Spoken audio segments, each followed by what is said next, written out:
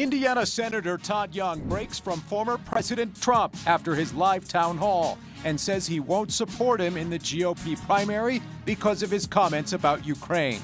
But will other Republicans follow suit? We'll talk one-on-one with Congresswoman Victoria Spartz and U.S. Attorney Zachary Myers on the fight against fentanyl. It's all ahead right now on this week's edition of In Focus. Thanks so much for joining us. Big news this week in Washington after CNN's town hall with former President Trump. Indiana Senator Todd Young says he won't support the former president in his quest to be the Republican nominee in 2024. Speaking with reporters Thursday, Senator Young listed several factors as to why he won't be backing the former president, including former President Trump's lack of vocal support for Ukraine during that CNN town hall on Wednesday night. Senator Young also telling the Huffington Post he doesn't believe Trump can win the election. He's quoted as saying he just consistently loses. In fact, he has a habit of losing not just his own elections, but losing elections for others, adding, I don't think conservatives would be well served by electing someone whose core competency seems to be owning someone on Twitter. Now, while Senator Young said he wouldn't support Trump for the party's nomination, he didn't directly address whether or not he would support the former president if he again becomes the Republican nominee. We reached out to Senator Young's office. They said he was unavailable for additional comment this week. But we did speak Thursday with Congresswoman Victoria Spartz, who's decided not to run for re-election. Thursday, our Kristen Eskow asked her about the former president's remarks on Ukraine during that CNN town hall.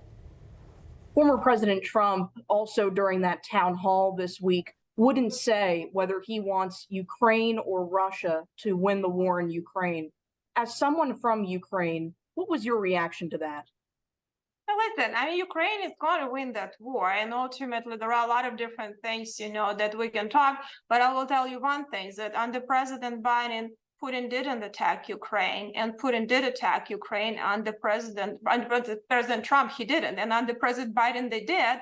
And President Biden been dragging his feet. And I think that escalated the war. So I think if we want to end this war, which all of us want to do, that we need to be more decisive and proactive, and we need to have faster with security assistance so this doesn't escalate further.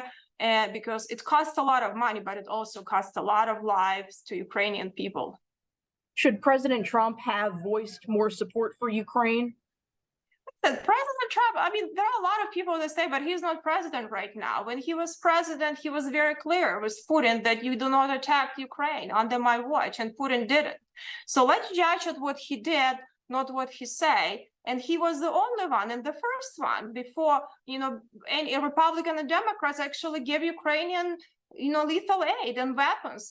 President Obama gave them blankets. So let's just look at, he's the one who was forcing Europe to provide, more support to NATO, and including Germany. He was the one who was forcing Germany to become more energy independent from Russia. He's the one who forced Ukraine not sell assets to China. So let's talk about what's happened and actions. And on his action, he was pretty good. If he becomes next president, we'll judge him on his action. But I don't care about political talk. There is a lot of politics and talk. I care about results and actions. Should former President Trump be the party's nominee in 2024? Listen, I think it's up to, American people and our primary voters. I think he has a good chance. We have also good competition, and we have a good bench. So we have a lot of good people. But ultimately, he has a very good track record. So he, track record on his policies is very strong. So he potentially could be. I also want to ask you about immigration, since Title 42 is coming to an end. You immigrated to the U.S. yourself. What do you think is the best kind of policy to replace Title 42? Well, I think the best policy for us, for our national security, to actually, secure the border, make sure that we do not create national security risk, that we actually do not incentivize illegal immigration and cartels making money on desperate people, but have better legal immigration faster, because it's very difficult to immigrate to our country legally. And illegally, it's much faster, but also puts a lot of human lives at risk. inside the country, and the same for a lot of these migrants. They become, owned by cartel. We have drug trafficking, human trafficking, child trafficking, and I think it's a very serious problem. Finally, this is the first time we've talked since you announced you're not seeking re-election. What factored into your decision making on that? And do you think you will ever run for office again? Listen, I think it's always good to step back, regroup, reinvigorate, get some sanity back. And, I have spent a little bit of time dealing with my family and businesses, but also good to just kind of not to be here for too long and take some breaks from politics and being in office actively, because, we have a lot of things happening in Washington, D.C. that's very unhealthy. And if you are not getting out of it from time to time, you lose agility and strength. And I think, it's important for us to keep that common sense.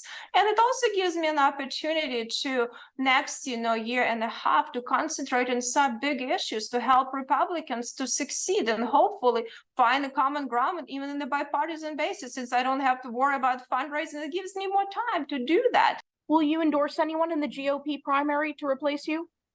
Well, I don't think it's a good idea, just because I don't believe in kings and queens and successors. So I think, that's up to the people to decide who they want to. I think we'll have choices, and I think the voters should be deciding, but I don't think someone who live in the office should be deciding or really, recommending someone. This is up to the people, and everyone should make their case and have a chance to make the case how they can serve the district. And it's my honor to serve the district. I have a lot of great people, great supporters, and I'm very, very appreciative for all the faith they had in me, and I will never let them down, and we'll still fight some good fights. Thank you so much for the time today. We really appreciate it.